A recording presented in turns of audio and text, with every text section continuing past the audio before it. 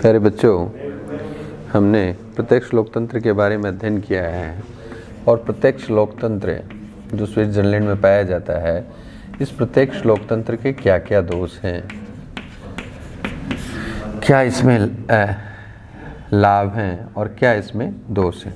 तो प्रत्यक्ष लोकतंत्र की जो त्रुटियां और इसके दोष जो संबंध में आते हैं कि इनके उपकरणों के माध्यम से प्रत्यक्ष लोकतंत्र के क्या क्या पक्ष क्या हैं, ये एक प्रकार से ये कहें कि हम इससे क्या क्या हेल्प मिलती है, तो ये हम प्रत्यक्ष लोकतंत्र के उपकरण के रूप में हम पढ़ें तो ये कहेंगे जैसे कानून निर्माण जो होता है वो इच्छानुसार से किया जाता है। कानून निर्माण का जो काम है वो कानूनी जो प्रभु होते हैं उन पर प्रतिबंध लगाता है। कानून के जो प्रभु बनते हैं उन पर प्रतिबंध का कार्य करता है। अर्थात कैसे, कानून निर्माण के अंतर्गत कार्यपालिका के द्वारा कानून को लागू किया जाता है, व्यवस्थापिका के द्वारा कानून को निर्माण किया जाता है। तो व्यवस्थापिका के द्वारा एक शासन व सत्ता के माध्यम से उसके ऊपर एक विशेष राजनीतिक बहुत सारी जगह पे एक राजनीतिक दल के माध्यम से कानूनों का निर्माण किया जाता है। जिस भी दल का बहुमत हो उसी के अकॉर्डिंग उनका निर्माण होता है। लेकिन यहाँ पे लोक निर्णय व आरंभक के माध्यम से जनता उस कानून के निर्माण के संबंध में अपनी अंतिम शक्ति रखती है। तो ये कहें हम कानून निर्माण के संबंध में जो प्रभु हैं उनके पक्ष पर प्रतिबंध लगता है और जनता अपने हितों को और अपनी नीतियों को उसके हिसाब से ही कानून निर्माण का कार्य करती है। तो कानून निर्माण में प्रभु के रूप में कार्य करते हैं। दूसरा जैसे क्या है, लोक निर्णय। लोक निर्णय का क्या कार्य है? लोक निर्णय का क्या कार्य है? लोक निर्णय का माध्यम से हम ये कहें कि कानून की जो त्रुटियां हैं, कानून की जो त्रुटियां हैं, कानून की त्रुटियों को सुधार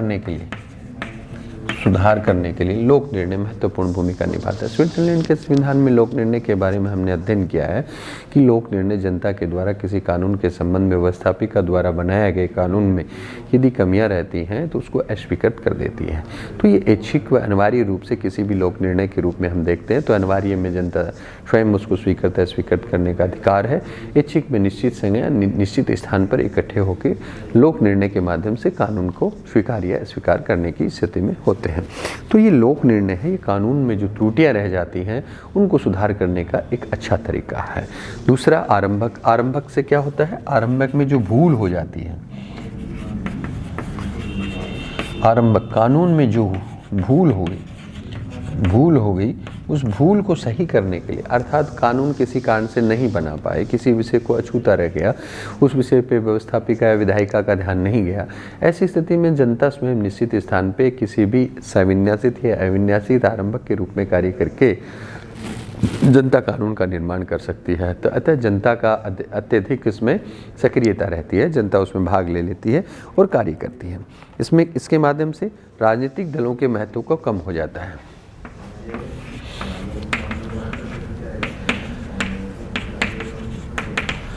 राजनीतिक दलों के महत्व को कम होता है। अर्थात किसी भी यदि हम द्विदलीय राजनीतिक दल की व्यवस्था की बात करें या अन्य किसी शासन व्यवस्था की बात करें तो वहाँ शासन व्यवस्था में राजनीतिक दलों के माध्यम से ही कानून निर्माण का कार्य किया जाता है। लेकिन यहाँ पे राजनीतिक दलों का महत्व है वो कम होता है। क्यों? क्योंकि बहुदलीय व्यवस्था होती है। बहुदलीय व्यवस्था के साथ साथ ही जनता स्वयं कानून निर्माण में अत्यधिक सक्रियता से भाग लेती है। तो ऐसी स्थिति में राजनीतिक दलों का महत्व है वो कम हो जाता है, राजनीतिक दलों का महत्व कम होता है। जनता के इससे क्या होगा? जनता के राजनीतिक जो हैं, जनता और प्रतिनिधियों का संबंध वो बढ़ता है और जनता की जागरूकता अत्यधिक होती है। इसके अंतर्गत प्रत्यक्ष लोकतंत्र के अंतर्गत जनता जागरूक रहती है। जनता की जागरूकता अर्थात राजनीतिक दलों के साथ साथ जनता सक्रिय रूप से उसमें हिस्सेदारी लेती है, उसमें भाग लेती है और भाग लेके कानून निर्माण का कार्य स्वयं करती है। अपने लिए कौन सा कानून अच्छा है, कौन से कानून में क्या कमियां रहेंगी, कौन सा विशेष अच्छा है, तो इससे संबंधित कानून निर्माण की शक्ति जब जनता के पास स्वयं होती है तो जागरूक रहती है, उसके लाभ और हानि के पक्ष और विपक्ष के बारे में जानती है, तो जागरूकता रहती है। कानून को नैतिक शक्ति प्राप्त होती है इससे और देशभक्ति की भावना का वृद्धि होती है। ठीक है ना? इस तरह से देशभक्ति की भावना बढ़ती है, देशभक्ति की भावना में वृद्धि होती है।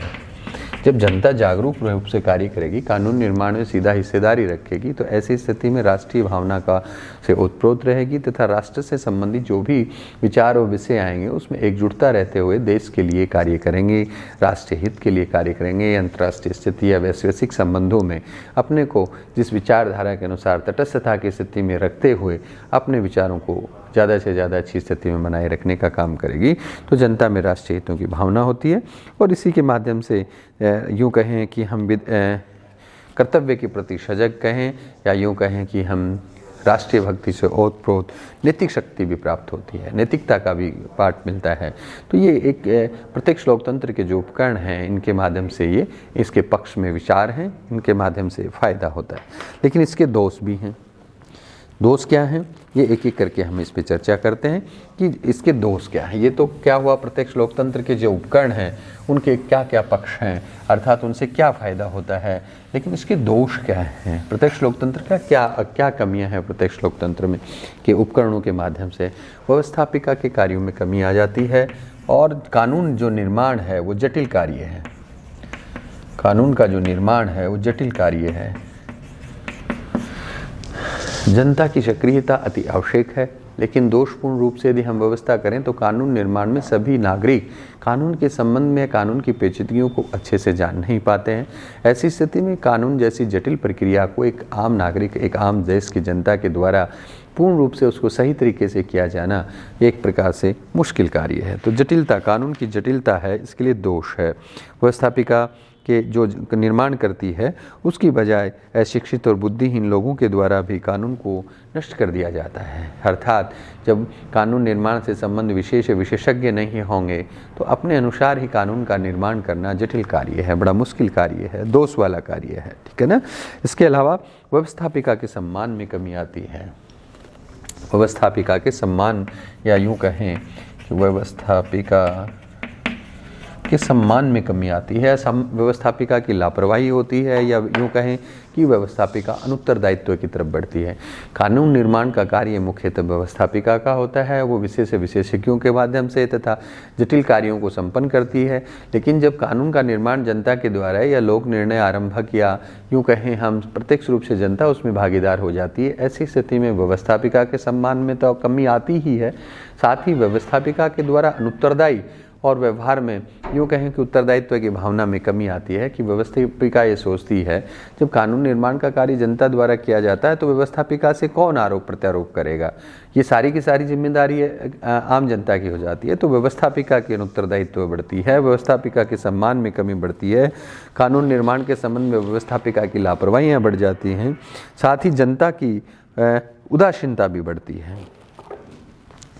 जनता की उदासीनता बढ़ती है। इससे जनता की उदासीनता कैसे बढ़ेगी, हमेशा किसी कानून का निर्माण करना विशेषज्ञों के अलावा जनता हमेशा उस कानून कार्यों में लगी रहती है। तो निर्वाचक रूप से या यूँ कहें कि किसी हर विषय से संबंध में अपने विचार रखना या रुचि का विषय नहीं होता है। ऐसी स्थिति में एक थकावट जैसी व्यवस्था या यूँ कहें कि अरुचि का विषय हो जाता है। जनता उसमें सक्रिय रूप से भागीदारी का कम कर पाती है और जिससे समय और धन, यूँ कहें कि राजनीतिक दलों से संबंधित व्यक्ति हैं वो कम शक्तिशाली होते हैं, शक्तिशाली कम होते हैं और समय और धन का अपव्यय होता है, कालातीत हो जाता है। अर्थात समय व धन का अपव्यय होता है। किसी भी छोटे से छोटे कानून निर्माण के लिए संपूर्ण जनता की हिस्सेदारी करना, संपूर्ण नागरिकों को इसमें हिस्सा बनाना, आम जनता उसमें अपना वोटिंग करना, एक प्रकार से यूँ कहें हम समय व धन की कमी है, समय व धन का दुरुपयोग है।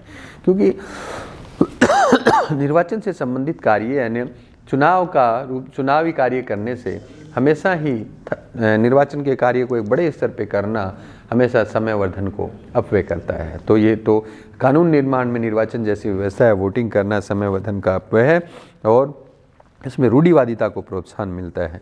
रूढ़िवादिता कानून को स्वीकार करना बहुत कठिन होता है। क्योंकि किसी भी नए कानून का निर्माण करेंगे तो पुरातन व्यवस्था से संबंधित कानून का कुठाराघात करना पड़ेगा या उसे बदलना पड़ेगा या उसे तोड़ना पड़ेगा। ऐसी स्थिति में जो कानून का निर्माण होगा वो थोड़ा कठिन होगा, उसको स्वीकार करना बदलाव होगा। तो हम यूँ कहें कि जनता जो होती है वो किसी भी कानून को इतना जल्दी से नहीं बदल पाती है। व्यवस्थापिका के रूप में इस कानून को बदलना और कठोर निर्णय लिए जा सकते हैं, लेकिन जनता के स्तर पर ये कार्य करने से रूढ़िवादिता को प्रोत्साहन मिलता है और रूढ़िवादिता बढ़ती है।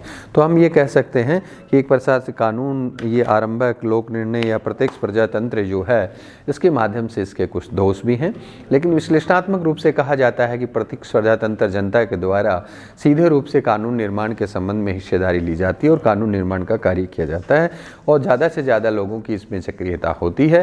ये अपने आप में एक अनोखा विषय है, अनोखी विशेषताएं हैं जो स्विट्जरलैंड के संविधान में पाई जाती है। Thank you.